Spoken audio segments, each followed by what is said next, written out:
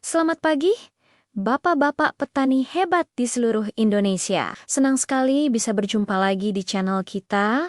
Hari ini, kita akan membahas satu masalah yang sering bikin pusing kepala, yaitu malai hampa atau gabah kosong. Sering kan kita lihat, tanaman padi kita kelihatannya subur, hijau royo-royo, tapi pas panen, kok banyak gabah yang isinya cuman angin? Nah, jangan buru-buru menyalahkan pupuk atau varietas. Bisa jadi ada penyebab lain yang tidak terlihat. Yuk, kita kupas tuntas masalah ini sampai ke akarnya. Fenomena malai hampa ini memang sangat merugikan. Bayangkan, semua tenaga, waktu, dan biaya yang sudah kita keluarkan sejak awal tanam, hasilnya jadi tidak maksimal. Malai padi yang seharusnya berisi bular-bular bernas, malah keluar putih, ringan, dan tidak ada isinya sama sekali. Petani sering menyebutnya gabah, gabuk, atau gabah hampa. Ini bukan masalah sepele, karena kalau serangannya parah, bisa menurunkan hasil panen lebih dari 50%. Tentu kita tidak mau ini terjadi kan? Kesalahan yang paling umum terjadi di lapangan adalah ketika melihat malai hampa, kita langsung berpikir, wah, ini pasti kurang pupuk kalium, atau jangan-jangan pupuk N-nya kebanyakan. Lalu kita langsung main tambah dosis pupuk K atau mengurangi pupuk N di musim berikutnya. Padahal belum tentu itu solusinya. Memang benar, ketidakseimbangan nutrisi bisa menyebabkan gabah tidak terisi penuh. Tapi ada penyebab lain yang jauh lebih sering terjadi dan sering luput dari perhatian kita, yaitu serangan penyakit jamur. Jika masalahnya adalah infeksi jamur, sebanyak apapun pupuk yang kita berikan, gabah tetap akan hampa karena jalur transportasinya sudah dirusak oleh penyakit. Jadi, penting sekali untuk bisa mendiagnosis dengan tepat. Ada dua jenis infeksi jamur utama yang jadi biang kerok malai hampa. Yang pertama adalah penyakit blah yang disebabkan oleh jamur Pyricularia oryzae. Penyakit ini sering disebut juga belah leher atau potong leher. Yang kedua adalah penyakit busuk pelepah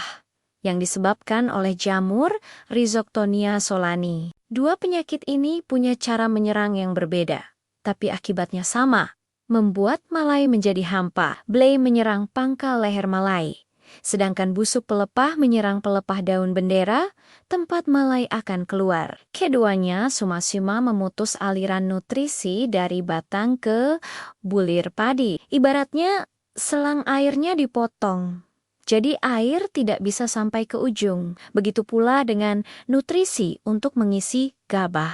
Nah, bagaimana cara kita membedakan keduanya? Langsung di sawah, ini kuncinya. Pertama, untuk penyakit blah leher. Coba bapak-bapak perhatikan bagian leher malai, yaitu sambungan antara batang teratas dengan malai. Jika terinfeksi blah, di bagian leher malai itu akan muncul bercak coklat kehitaman seperti bekas terbakar. Kalau kita coba patahkan, bagian itu akan mudah sekali patah.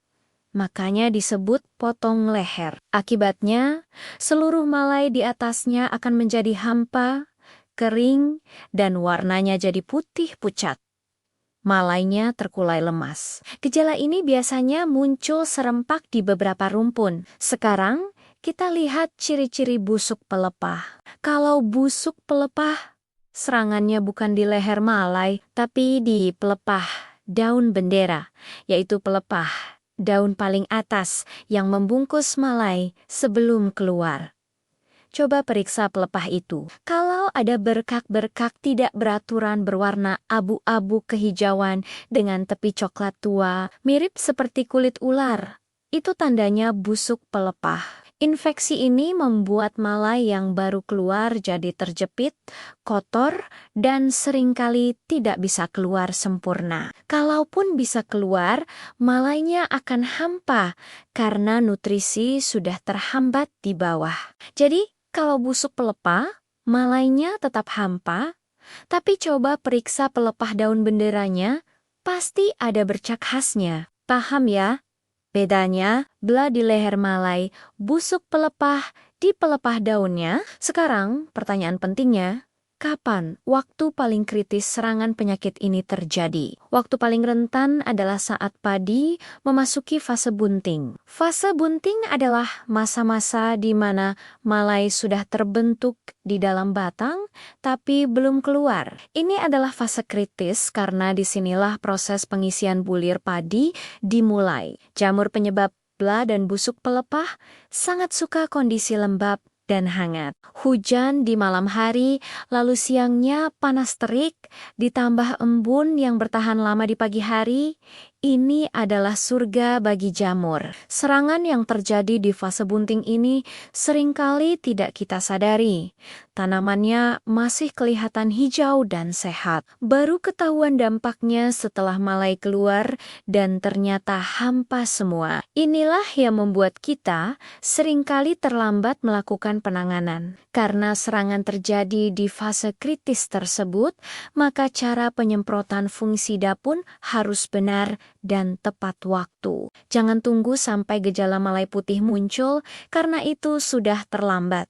Pencegahan adalah kuncinya. Lakukan penyemprotan fungisida pertama kali saat padi mulai bunting, kira-kira umur 45-50 hari setelah tanam, tergantung varietas. Lalu, ulangi penyemprotan kedua saat malai mulai keluar atau merata sekitar 5%. Biasanya 10-14 hari setelah penyemprotan pertama. Ini penting untuk melindungi leher malai dan pelepah daun bendera yang baru saja terbuka. Teknik penyemprotannya juga harus diperhatikan. Untuk penyakit bela leher dan busuk pelepah, sasaran kita adalah bagian pangkal batang, pelepah daun bendera, dan leher malai. Jadi saat menyemprot, arahkan nozzle sprayer sedikit ke bawah, menyamping, agar larutan fungisida bisa masuk dan mengenai bagian-bagian tersebut.